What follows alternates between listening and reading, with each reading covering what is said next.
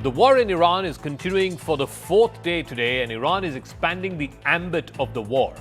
Now it has attacked the US embassy in Riyadh, in addition to oil facilities in Saudi Arabia, in Bahrain, in Qatar, in the United Arab Emirates, and even in Oman.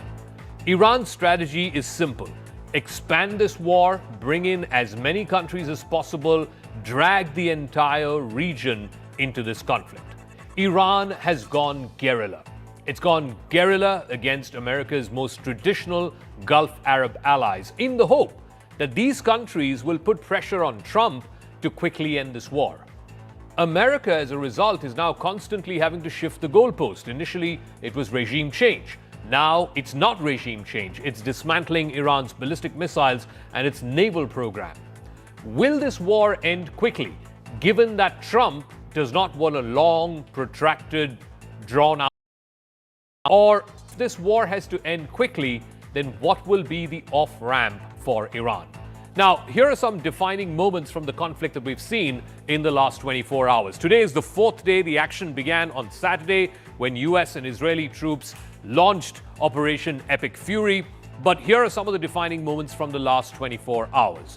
Two drones, and this happened early this morning, two drones struck the United States Embassy compound in the Saudi Arabian capital, Riyadh. There you go. This was the first time that Riyadh was struck. Yesterday, an oil facility, an Aramco oil facility was struck. But this was the first time the capital of Saudi Arabia was struck. There was a limited fire and minor material damage that happened to the embassy compound. The embassy had to be shut today. President Donald Trump said that the U.S. response to the embassy attack would be clear soon, meaning that there will be some form of retribution. That's not the only attack that happened today in Saudi Arabia. A fire broke out at the Fujairah oil industry. This was in the UAE because of the falling debris from a drone interception. That happened again in the United Arab Emirates. They've had their hotels, their apartment buildings, their residential complexes targeted over the last 4 days. Now it was an oil facility there. Also in Iraq, in central Erbil, there was a hotel that came under fire. It was a coordinated drone swarm attack launched from Iran onto this hotel in Erbil in Iraq. This hotel apparently was being used as a clandestine barrack for American troops and for American contractors. So a wide range of countries. There was also an attack on an oil field in Bahrain today. So whether it's the UAE, whether it's Saudi Arabia, whether it's up north in Iraq, a whole bunch of these Gulf Arab countries, many of whom are American military and treaty allies, have been attacked over the last 4 days. So the question is, what is Iran trying to achieve? Now, we'll get to that in a second. But as these missiles continue to fly, the question is, has America miscalculated? Or have they truly justified their actions? Or has it simply plunged the world into another unpredictable war? First, you had Donald Trump, the president, on the night of the campaign. On Saturday morning, India time, he came out and he spoke to the world. He launched this war by saying that when the American operation, the Israeli operation is finished, you come and you take over your government. He was appealing to the people of Iran, clearly in an attempt for them to overthrow their government. The message was clear. America was openly calling for regime change. Then, yesterday evening, the Defense Secretary, the Secretary of War, Pete Hegseth, stepped in, signaling a slight shift. He said, and I quote, "This is not a so-called regime change war, but the regime did sure change." Now, suddenly the official line was that this is no longer about overthrowing the government, even as the leadership in Iran was completely decimated. And then subsequently, yesterday in a congressional hearing, Secretary of State Marco Rubio said that this operation was purely a military one. He framed it in purely military terms and said that it was to eliminate the threat of Iran's short and long-range ballistic missiles and to decapitate the Iranian Navy. No longer about regime change. It was about specific focus on naval capabilities and reducing missile capabilities. The focus has now moved on to neutralizing Iran's capabilities rather than political goals like regime change. So the American message has changed over the last 3 or 4 days, from regime change to denial of regime change to a defensive mission, leaving both allies and the American public scrambling to understand what America's objective is in this Operation Epic Fury. The Department of War launched Operation Epic Fury, the most lethal, most complex, and most precise aerial operation in history. We didn't start this war, but under President Trump, we are finishing it. Their war on Americans has become our retribution against their Ayatollah. If you threaten Americans anywhere on earth, we will hunt you down without apology and without hesitation, and we will kill you. I don't understand what the confusion is. Let me explain it to you. The United States is conducting an operation to eliminate the threat of Iran's short-range ballistic missiles and the threat posed by their Navy, particularly to naval assets. That is what it is focused on doing right now, and it's doing quite successfully. I'll leave it to the Pentagon and the Department of War to discuss the tactics behind that and the progress that's being made. That is the clear objective of this mission. So the tensions in the Middle East are having a spillover effect, and it's triggered politics back home as well. The opposition, ever since the confirmation of Khamenei's killing, has been up in arms against the Modi-led government, condemning its silence on this issue. They say this pertains to the sovereignty and territorial integrity of another nation state. In a detailed editorial piece penned by Sonia Gandhi, the former Congress president, she has called the silence of the Modi government an abdication of principles. She's called Modi a mute spectator amidst this war. She's mentioned that India cannot ignore its traditional foreign policy. The BJP has retorted and sharply countered this narrative, reminding the Congress of its silence when Muammar Gaddafi was killed back in 2011. Again, an American operation, a joint allied operation. This was in Libya. Also, the change of guard in Iraq, where Saddam Hussein was hunted down after Operation Desert Storm and then hanged to death after a sham trial. The BJP, in a pointed attack, has slammed the Congress for what it calls selective memory and selective outrage, just for gaining political mileage. So this has now become a political back and forth between the Congress and the BJP. The BJP insists diplomacy cannot be for expedient reasons. The Congress, too, was guilty of keeping quiet when other world leaders were attacked in such unilateral operations. Let's play out some of the political reactions. The government of India should decide on which side they stand. We had the spine, the then Prime Minister, whether it is Dr. Manmohan Singh or whether it was Srimati Indira Gandhi ji. They addressed the American press in front of their presidents and said that America was doing wrong. Where is that spine now? Where is the Prime Minister? Why is he so silent? Mr. Manmohan Singh had the courage and had the weight to speak in the US that the US invasion of Iraq is wrong. Foreign policy is in shambles. They don't know how to conduct foreign policy.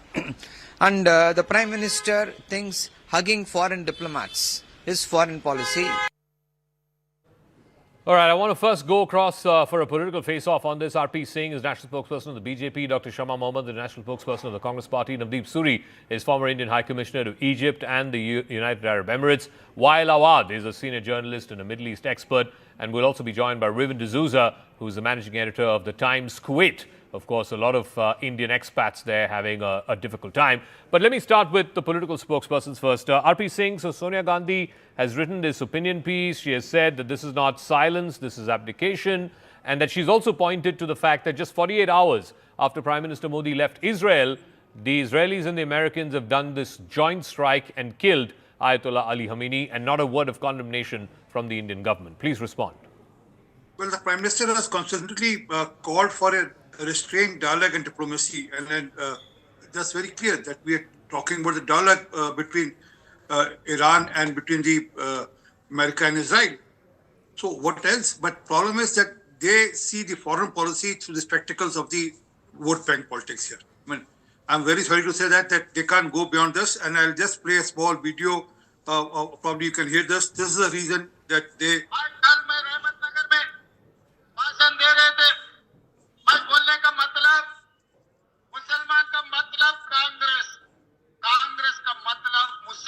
Well, that's the real reason. I mean, they can't think beyond the local politics and local vote bank politics here, and then for that regard, they will go to any extent. And let me remind them, they voted against Iran on behalf of America in 2005, 2006, 2009 when it was IAEA resolution. And not only that, I mean, remember they have launched a spy satellite. I mean, this on record again. The spy satellite, here it is. I will show you the clipping here. India launches Israel satellite to spy Iran. I mean, this was there, and this I checked. thrice with various other sources. And this is true that in 2008 they did that. So it is their suitability. And again, Prime Minister of the country is very clear that peace should be there and then negotiation should happen. Okay. Let me ask Dr. Shama Mohammed, diplomacy cannot be for politically expedient reasons. Even when the UPA was in power, there were killings of world leaders that happened and the UPA did not say a word. Muammar Gaddafi, longtime leader of Libya, was killed. UPA did not say a word. Saddam Hussein, longtime leader of Iraq, was killed. UPA did not say a word. So why are you holding Mr. Modi and his government to a different standard? Zaka, when the war in Iraq happened, we did not stand with it. Let's understand during that time, there was this story about weapons of mass destruction. It was going through the Congress in America to the United Nations. I remember the presentations. And then after 2 years of deliberation, 60 countries stood with America and they invaded Iraq. Even then, we were against it. When it came to Libya also, we have said that it is not right. We were not in agreement. We said there should be a ceasefire immediately. Now, let's understand what is happening here. Here in Operation Fury, there is nothing. They just do it all of a second. There has never been a discussion in the Congress in America. There was no involvement of the United Nations. The Pentagon has briefed the congressman that's saying that there is no intelligence which says that there is imminent threat by the Iranians to the Americans. Also, let's understand at the other side, the Omani foreign minister was negotiating with the Iranians. And the Iranians clearly said that they will not keep any of the stockpiles of the enriched uranium and they will not make a nuclear bomb. So these things were going side by side. And all of a sudden, they attack, they kill the Ayatollah. It's not that I'm a fan of the Ayatollah or any of it. But I was coming to exactly that. Why are you seemingly defending a man who was the most brutal dictator that the world has seen? So that is why what are you I'm defending him? Especially you being a woman. You being the woman. What he did with the woman. Can I just speak? I did not interrupt you, Mr. RP and RPC. Please give that respect. So sorry. Yeah, thank you very much. What I'm trying to say, Zaka, is that we saw Maduro being kidnapped from Venezuela to America. He's in jail. What is happening in the world? You have somebody, it's a sovereign nation, you go and just kill. It's an unprovoked attack. It doesn't matter who it is. Tomorrow we might have somebody, or for that matter, any other country. You can't go in for an unprovoked attack without any discussion with your own Congress. That is the issue here. There is an unprovoked attack, and let's understand, along with it, what is the damage? 136 young children killed, and now many other civilians. And on the other side, Israel is attacking Lebanon, Beirut, and 56 people killed there. I mean, what is going on here? But Dr. Shama Mohammed, the same regime of the Ayatollah crushed to death 6,800 people, according to the Human Rights Watch, brutally crushed Iranians. Why don't you speak for them? Why can't, Raka, can I ask one thing? Can't we then go and attack tomorrow Pakistan? I do not like the regime there. I want Munir out. Let's go and attack Pakistan. That's going to be the future, so may I ask you a question? One second, before I get this graphic on. Tomorrow, if the Americans launch an operation, once again, if they launch an operation against Asim Munir and decapitate the Pakistani leadership, are you saying the Congress party will not welcome it? What I'm trying to say is that, of course, we are against Pakistan, but there should be a world order, Zaka.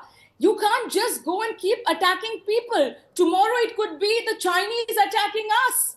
That could also happen, isn't it? The Chinese can tell Americans, you attacked, Iran. We want to finish off India's head or whatever. Okay. It can be that. RP Singh, please respond, and I'll go to this graphic about why India is also willy-nilly a player in this conflict. But RP Singh, this is about territorial integrity. This is about sovereignty of a country. Whether you like it or not, the Ayatollah was a complete, brutal dictator. But the fact is that he was chosen by the people of Iran, and that no other third country can come and just eliminate and think that there is no consequence to it. Well, Zaka, I'm sorry. Chosen, you said what? Chosen? No, chosen as in the people chose the Islamic Revolution, and he happened to be the leader of the Islamic Revolution. 50% of the population so is against him. The women are against him, and then the way he has treated the woman there. I mean, Masa Amini, the way she was killed, and there are many more. I have pictures. I'll show you the pictures also how women are being treated there, and then they're all celebrating there. What about Taliban? What about Taliban? What about Taliban? Tell me, why did we welcome the Taliban in India? I agree with you. You have welcomed the Taliban in India. You send them to Deoband in UP. You put the red carpet for them. Go and attack Afghanistan. Women can't go to school there. Women cannot go to hospitals there. I ask you, Artvi Singh, why don't we attack then Afghanistan in the same breath? Tell me that. Okay. And why did India welcome one second. Let him respond. Yeah. So we can't respond. Okay. Let him respond. Let him respond. Yeah. Prime Minister Manmohan Singh, the people of India deeply love you, George Bush. Respond to what I asked you about the Taliban. Ma'am, 1 second. Let him please respond. See, this is not fair. I respect you, ma'am. Please. And I treat you as one of the very sensible spokesman of the Congress Party. Please. Thank you very much. So, what exactly happened? I mean, he was appreciating. He was virtually giving hugs or giving his best to President George Bush. After the Iraq, what happened in Iraq? So it is all duplicacy of the Congress Party. It's basically suitability because of the vote bank and nothing more than. And as for Afghanistan, please, what Afghanistan is doing to Pakistan is good enough. Okay. Now, 1 second. The reason why, I'll bring in Navdeep Suri and Dr. Wael Awad into this. The reason why India is willy-nilly a party to this conflict, or at least is certainly affected by this conflict, is because Iran has now threatened to shut down the Strait of Hormuz. Now, 20% of all of the world's oil supplies pass through the Strait of Hormuz, and any vessel, the Iranians have claimed that any vessel that attempts to pass will be targeted and will be set on fire. Already, I think about half a dozen oil tankers have been set on fire since this war began on Saturday morning. So why is this significant for India? Almost half of all of India's oil imports pass through the strategic Strait of Hormuz. India's crude oil import, the dependence of India's crude oil import is above 85%. In fact, 88% of all of India's crude is imported. A bulk of it comes from the Gulf countries, from the UAE, from Iraq, from Saudi Arabia. Oil flows can be rerouted, but it's going to be more expensive. There's going to be higher freight costs. There's going to be higher manpower costs. There's going to be sea charges. All kinds of costs are going to get added to this. LPG happens to be India's biggest vulnerability as far as the Strait of Hormuz and its disruption is concerned, because 80 to 85% of India's LPG demand comes through the Strait of Hormuz, which is bulk imported from countries in the Middle East. A majority of LPG cargo is sourced via the Strait of Hormuz. There's no strategic LPG reserves, unlike, let's say, crude, where we have thin structural buffers. So India has anywhere between 6 to 8 weeks of a structural buffer as far as crude oil is concerned. But LPG, there is no buffer. Around 60% of India's LNG, liquefied natural gas imports, transit through the Strait of Hormuz. Again, there is limited flexibility to replace LPG and LNG supplies quickly if the Iranians completely shut off and cut off the Strait of Hormuz. So that's one part of it, the oil trade. There's remittances as well. Remember, India imports 88% of its crude oil, and it's highly sensitive to any disruptions that happen in West Asia. Back in February, crude oil imports were the second highest ever at 5.22 million barrels per day. About 2.5 million barrels per day are imported by India via the Strait of Hormuz. So 50% dependency on the Strait of Hormuz. 10 million, almost 1 crore Indians, expats, live and work in the Gulf countries, the GCC countries, Saudi Arabia, Oman, Bahrain, Kuwait. They are employed in various sectors: construction, hospitality, healthcare services. This is a significant number of students as well who are there in the UAE, in Saudi Arabia. There are about 10,000 in Iran. Forget about how many there are in Qatar, in Kuwait, etc. There's also significant trade between India and the Gulf Cooperation Council countries. 2024-2025 trade with the GCC stood at 178 billion. India also has an FTA with the UAE and a comprehensive economic partnership agreement with Oman. India's remittances, which were $55 billion in 2010-11, has gone up to $118 billion in 23-24. A bulk of it comes from the Gulf countries. And these disruptions could impact household incomes, it could impact foreign exchange. India's stock market has reacted as well. The Sensex slumped over 1,000 points, the Nifty went below 24,700. Market capitalization that's been lost is 6.5 lakh crore rupees in just one single day. The rupee also fell past the 91 rupees to a dollar mark as well. I want to bring in Navdeep Suri into this conversation. Mr. Suri, the problem is that, our oil dependencies, our remittance and expat dependencies, all of this, whether India likes it or not, India has huge skin in this game.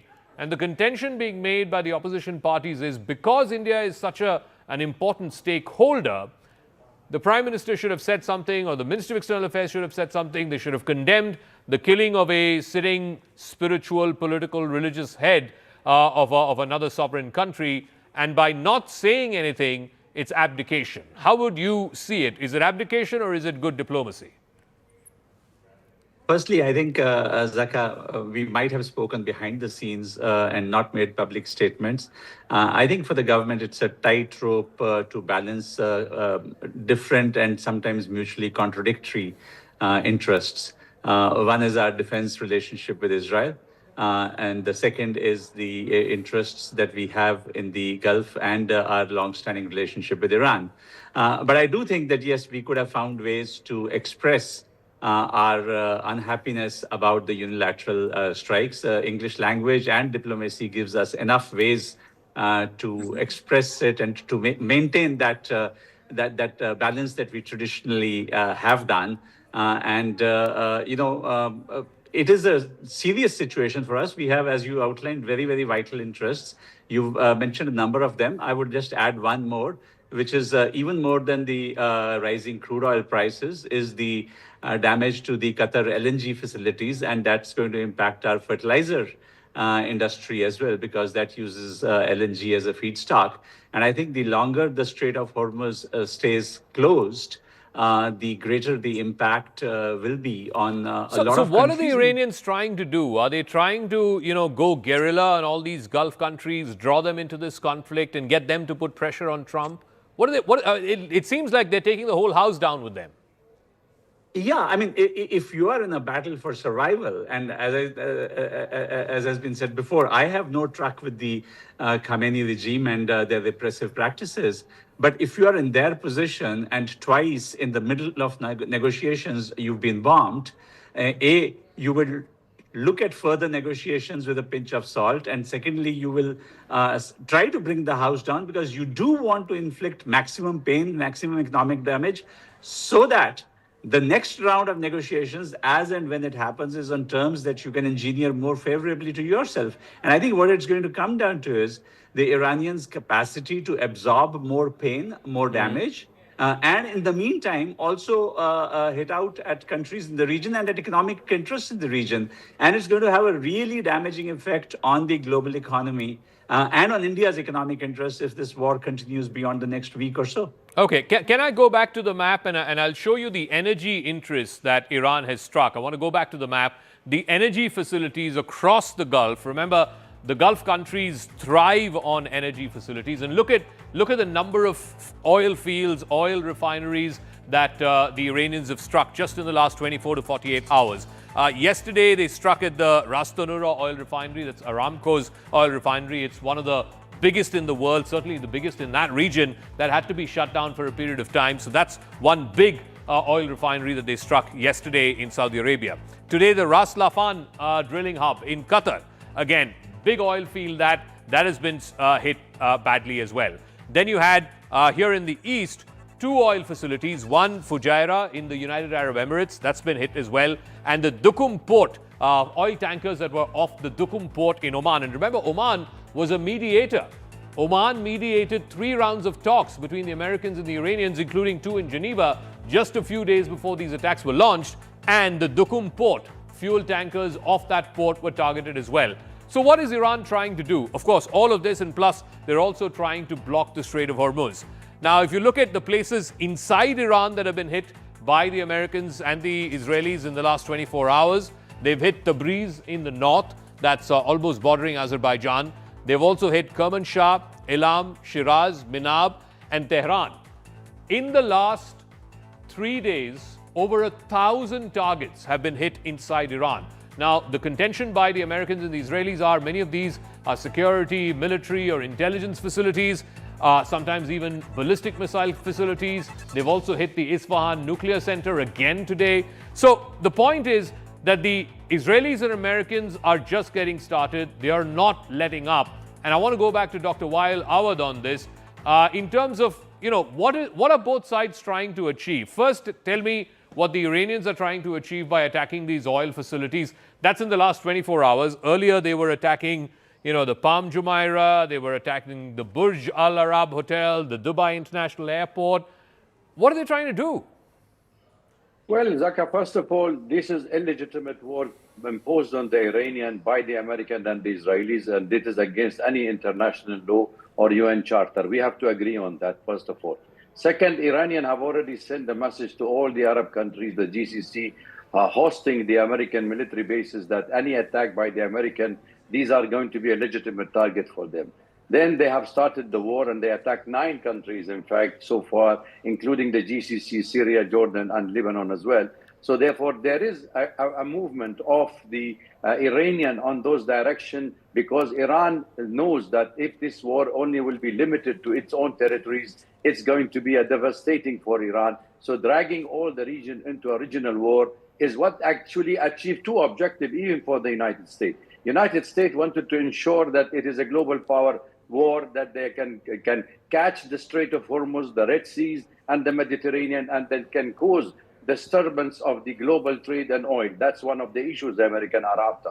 The second one is the regional war, and you know it very well, that is the hegemony of Israel, militarily, politically, and economically, to remain in this part of the world. But the Iranians start attacking places where they think that the Marines are hiding. Is it in hotels? It's in a mall? It's in the airport. So, but that does not give the Iranian the clean chit to attack these places, definitely, because the Arab countries and the GCC in particular condemned the Iranian act. And now if you close the Strait of Hormuz, you are the first stakeholder to suffer on this. As you said in your presentation, it is in the food security, oil security, and diaspora.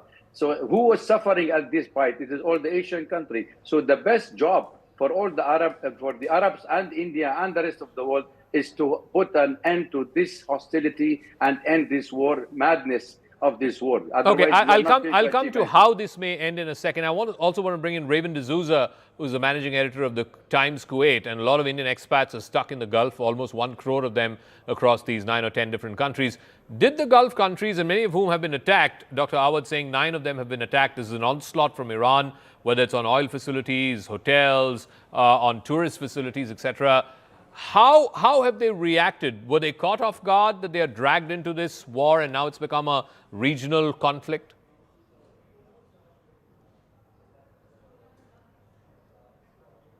To be honest, I don't think they expected this retaliation from the Iranians, because this is the second time that the Israelis have attacked Iran. And the first time they just did a small face-saving measure where they attacked Qatar, and they had informed them earlier.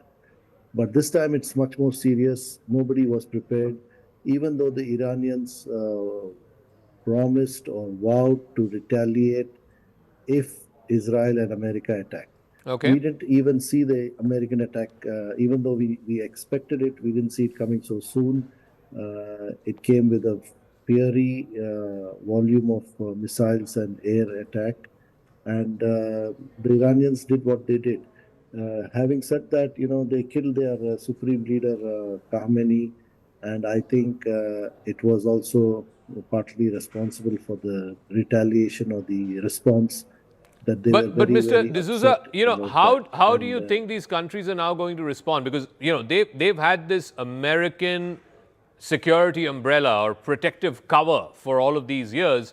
Now that security umbrella has been blown apart. I mean, all of these countries have been attacked. So how are they expected to respond to this? Do they have the capability to retaliate, or will they still go back to America to help them retaliate? They will retaliate. This talk, yes, quite relevant. But this talk, they will retaliate, and then they will be dragged into the war.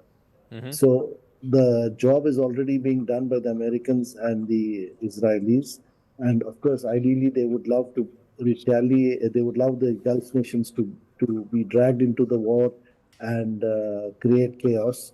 But I think good sense is prevailing for now, because retaliation by the Arab Gulf states is going to create a much larger war and danger to the region. So I Okay. think they are at this point of time exercising caution and waiting and watching. And by the way, so they are they are not exercising very caution. well. They don't want to get caught in this whole spiral. So how will this war likely now play out over the next few days? I'll get Navdeep Suri and then Dr. Awad on this.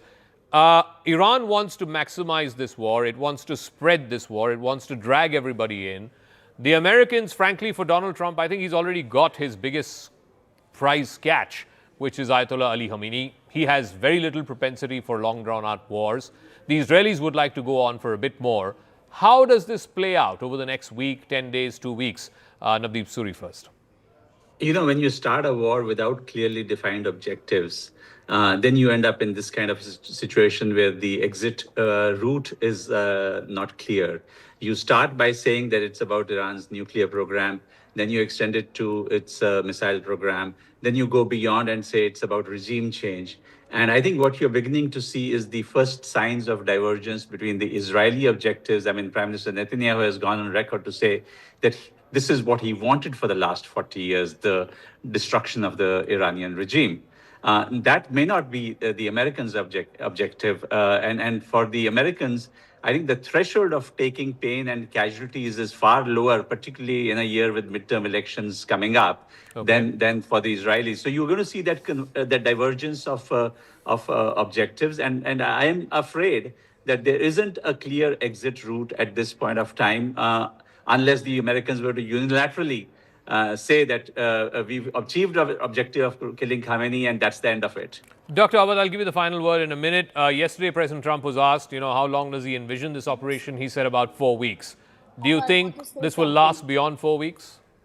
Absolutely, it will go beyond 4 weeks. When you're targeting an innocent supreme leaders of a religious leader of a country without no reason, that's not the end of the war, by the way. You saw the people pouring in the street, showing sympathy for him, and that is a clear indication that still he had popularity among the Iranian. So therefore, you cannot kill a person and you say you are going to end this war. The war will not end. Iranian have put the 3 leaders, alternative to every leader, have been killed by the Israelis and the American, and this war will drag on for a longer period. And the more coffins goes to the United States, the faster this war will stop. Okay, we'll leave it at that. Dr. Awad, Navdeep Suri, Dr. Shama Mohammad, R.P. Singh, and Mr. Riven D'Souza, thank you very much for joining us. We'll see how this plays out. But one direction in which it's moving is Iran clearly wants to expand this throughout the entire region. Like I said, it's gone guerrilla over the entire Gulf countries. It wants to drag the entire house down.